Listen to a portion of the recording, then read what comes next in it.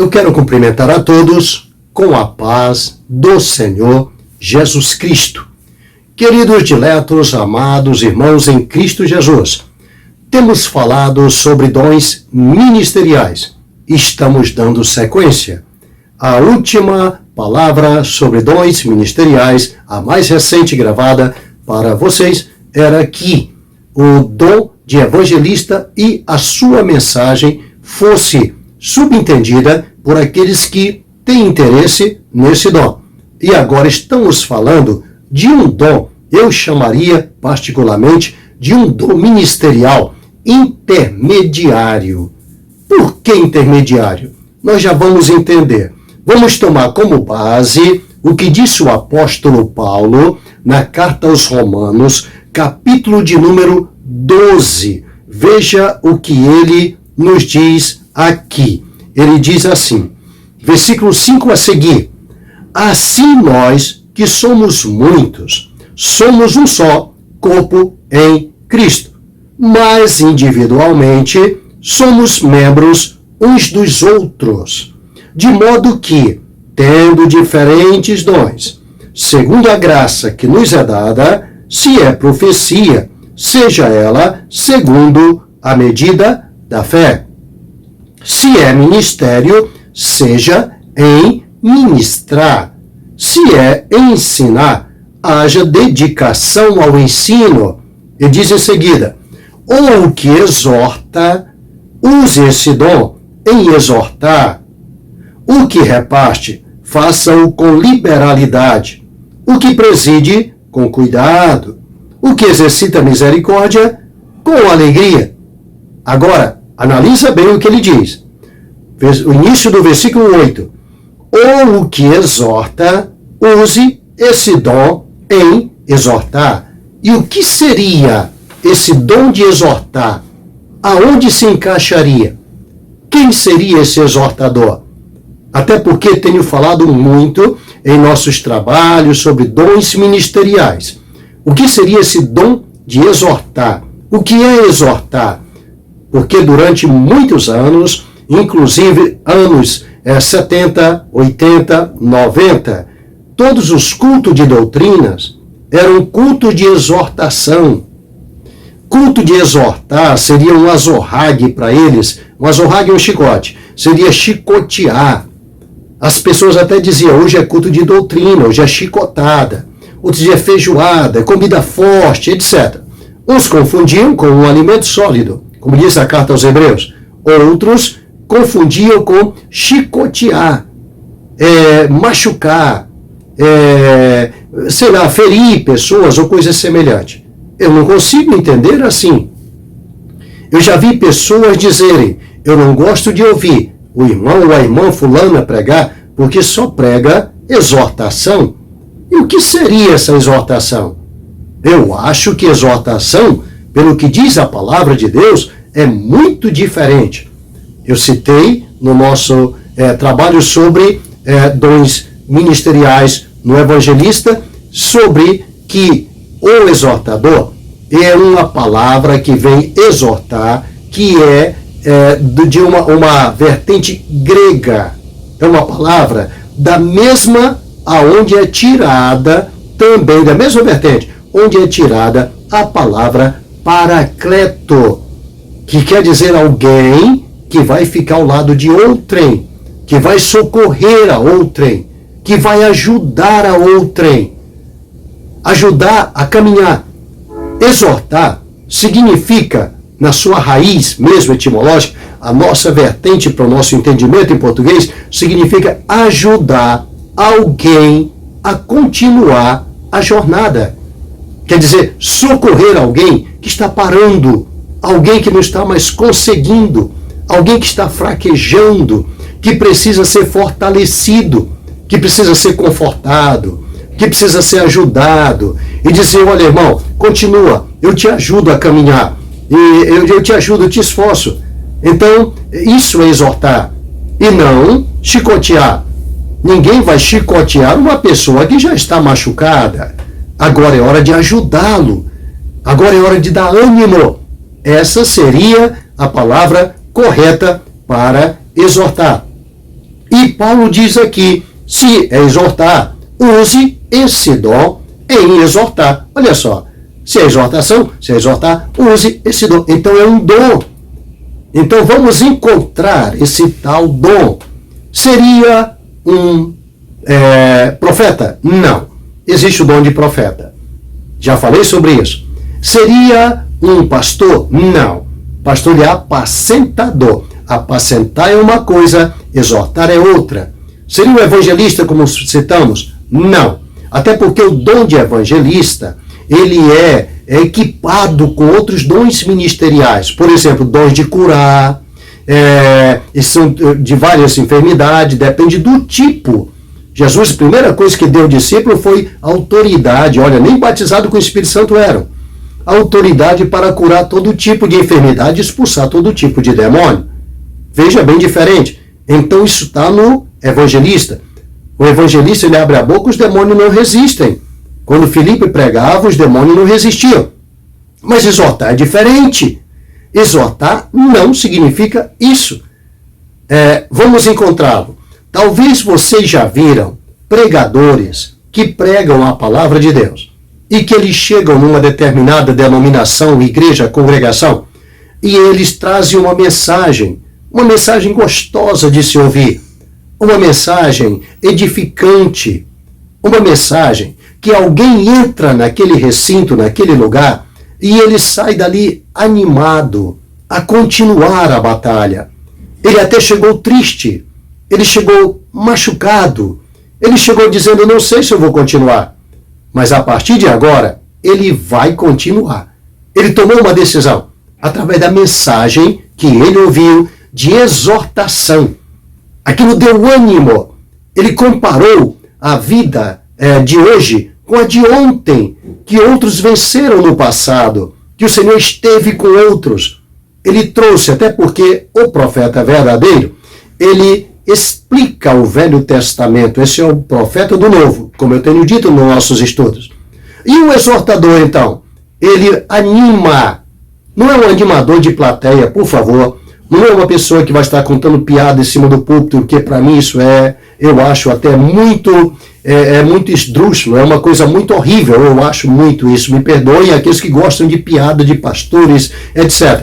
Eu não gosto. Até porque Deus escolheu, desde o ministério de sacerdote, que a coisa tinha que ser com cadência. Até as vestes do sacerdote. Assim também, até as vestes do ministro que está ministrando, ela tem que ser condizente com aquilo que ele exerce. Se no fórum o advogado tem que apresentar-se de tal maneira, o deputado de tal maneira, eu acho também que o ministro do Evangelho, ele é um ministro, deve apresentar-se também de uma forma, como disse Paulo, procura apresentar-se a Deus, aprovado, como obreiro, que não tem de que se envergonhar e que maneja bem a palavra da verdade. Depois que se apresentar dessa forma, ele ainda tem que manejar bem. Muito bem. Então, quando o exortador prega, a pessoa sente a presença. A pessoa modifica aquele status que ele estava. Ele usa algo que penetra o interior. Aquele que chegou chorando, chegou triste, ele volta de lá alegre. Ele traz alegria. Não é um animador de plateia. Não é uma pessoa que vai fazer piadinha e ganhar dinheiro fazendo piada, como agora temos as piadas evangélicas. Não é nada disso, não. Ele leva o evangelho a sério. Pregar não é brincar, é pregar. Existe uma unção para pregar e uma unção para ensinar. Não conheço outras. Eu conheço essas duas unções somente. E ambas são muito diferenciadas. O que ensina, Jesus pregava e Jesus ensinava nas sinagogas. E pregava também para todos, até nas praias da Galileia. Então ele era o pregador e era também o mestre. Ele mesmo se intitulava. Então a unção para ensinar é uma, para pregar é outra. O exortador, ele usa ambas. É coisa tremenda. Porém, tem uma coisa. Se um profeta estiver ministrando, ele joga à tona o que está encoberto, muitas vezes, sem fazer aquele alarde. Esse é o verdadeiro profeta. Ele não faz alarde. Ele não quer chamar atenção para ele. Ele resolve os problemas que estão ali. Lembre-se que Samuel disse assim para Saul: fica-te aqui comigo e amanhã eu vou te declarar tudo que está no teu coração. Quer dizer, todas as perguntas que tu queres que eu responda. Ele foi atrás de algumas respostas.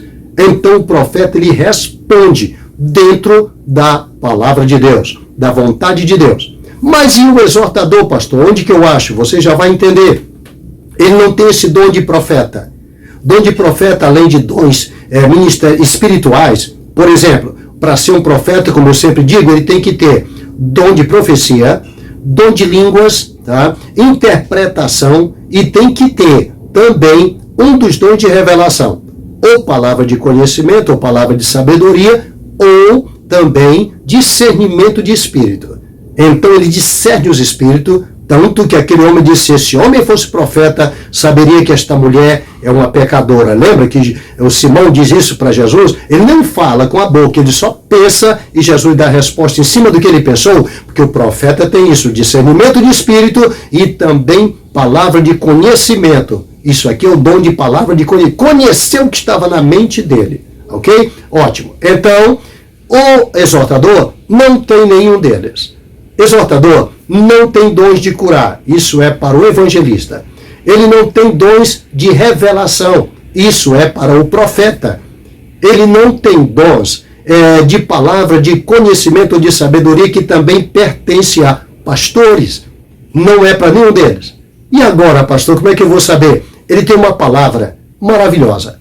Uma palavra que dá ânimo, que dá alegria na alma, que volta a alegria ao coração, que volta aquela vontade de servir ao Senhor. Veja que as 7 cartas do Apocalipse sempre ele está exortando e dizendo: olha, arrepende-te, senão eu virei a ti numa hora que tu não espera. Quem tem ouvidos para ouvir, ouça com o Espírito. Então você entendeu que ele está exortando aqui aquela pessoa, e veja que ele ainda diz assim: ao anjo da igreja que está em Sardo, não é? Escreve, isto diz aquele, não é? E aí ele diz em seguida: tu tens nome de que vive e está morto. Mas ele não diz assim: não tem mais saída para você, não, ainda tem jeito. Então, para o exortador, sempre ainda tem jeito. Ele tem uma palavra que dá ânimo novamente. A pessoa já tinha pensado em desistir, pensado em parar, mas quando ele traz uma mensagem, a pessoa renova as esperanças, viu? E isso aqui, ele não cura, ele não tem dom de curar, ele não tem dom de revelação, ele não tem dom de maravilha, ele não tem nem um desses dons do Espírito.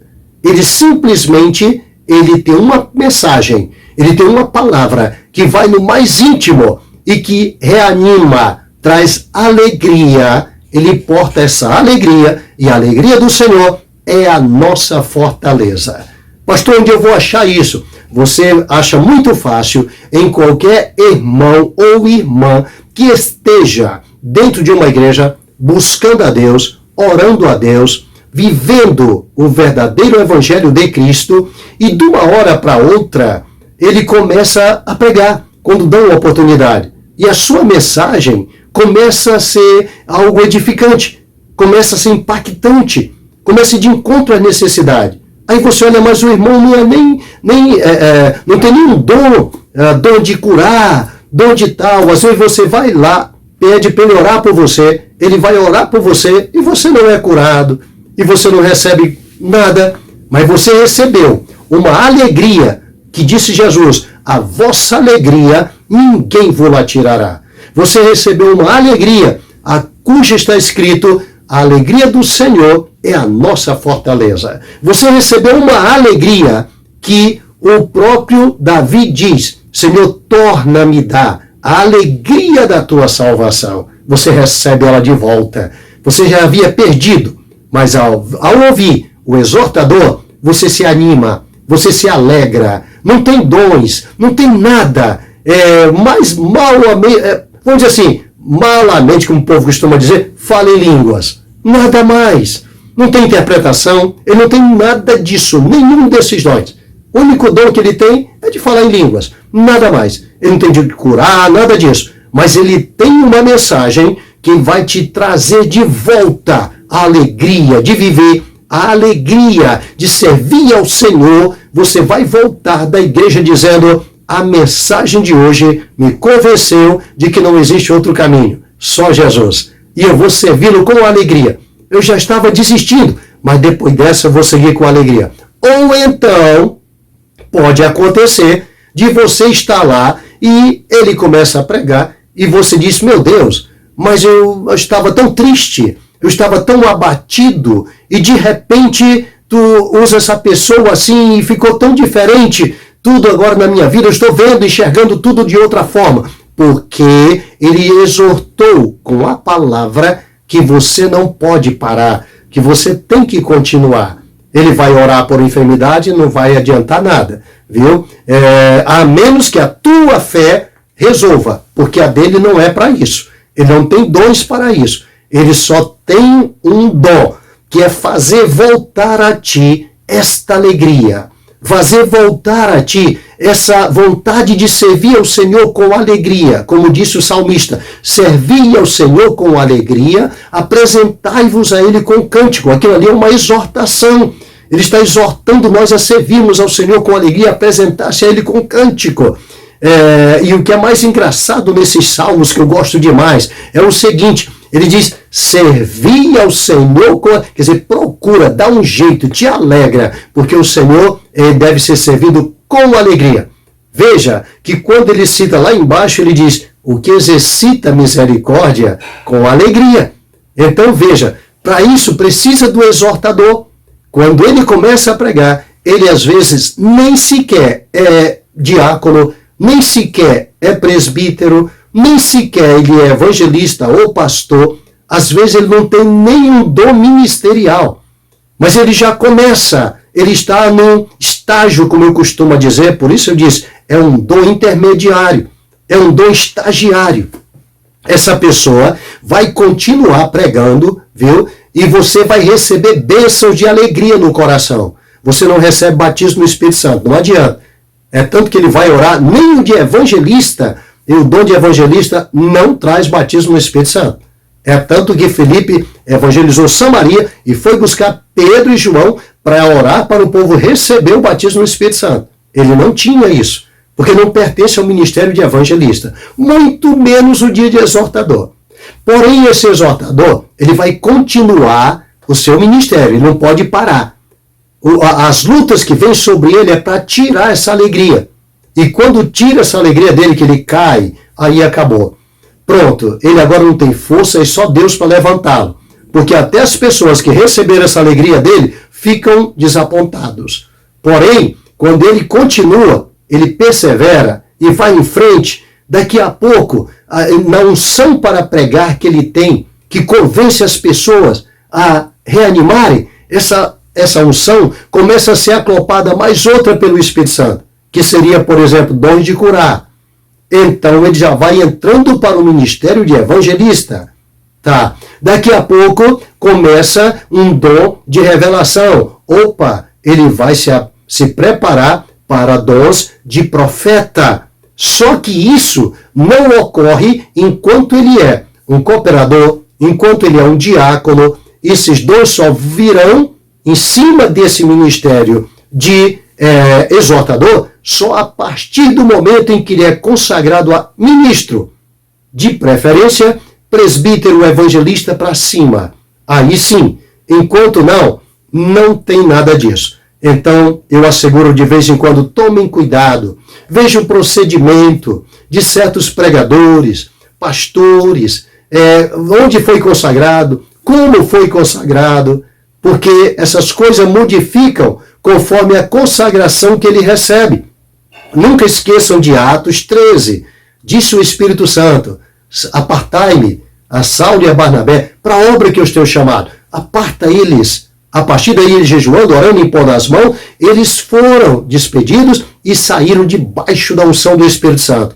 Aí Paulo começa a fazer milagre. Veja que a Bíblia não fala de nenhum milagre de Paulo. Ela só fala de milagres a partir daí. Primeira viagem missionária. Por quê? Porque é quando ele recebe esses equipamentos para o ministério que ele estava agora frente a frente com ele. Ele começa curando na cidade de Listra, um homem coxo dos pés. Aí ele vai devagarinho. Primeiro ele vai alegrando o coração do povo. Havia alegria onde ele chegava e assim por diante. Daqui a pouco nós encontramos um Paulo olhando para as pessoas dizendo: fica de pé sobre os teus pés. Veja que quando ele fala isso ao homem em Listra, ele não diz em nome de Jesus, ele diz fica de pé. Deixa eu explicar antes que você subentenda errado. Ele só não disse em nome de Jesus porque antes o versículo anterior disse Paulo fitando os olhos dele, vendo que ele tinha fé para ser curado. Porque a mensagem que ele havia pregado em nome de Jesus fez com que o homem aceitasse no seu coração, além da pregação, o Senhor Jesus. Naquele momento, ele olhou e viu que o homem estava apto a ser curado, o homem estava com a fé empregada mesmo no nome de Jesus. Aí ele diz, fica direito sobre os teus pés. O homem dá um salto e fica direito sobre os pés. Esses milagres, esses, digamos, dons espirituais serão agregados ao dom ministerial após esse estágio que vai passando pouco a pouco. Por isso, se no pouco tu foste fiel, no muito te colocarei, diz o Senhor. Se você está começando numa congregação, você apenas prega. E você diz, Deus, eu oro, não acontece nada. Fica tranquilo. Você não sabe o que Deus está fazendo nos corações através de você. Você não sabe o que Deus está fazendo através da tua pregação. Ela está estagiária. Ela está num momento em que logo, logo ela muda o degrau.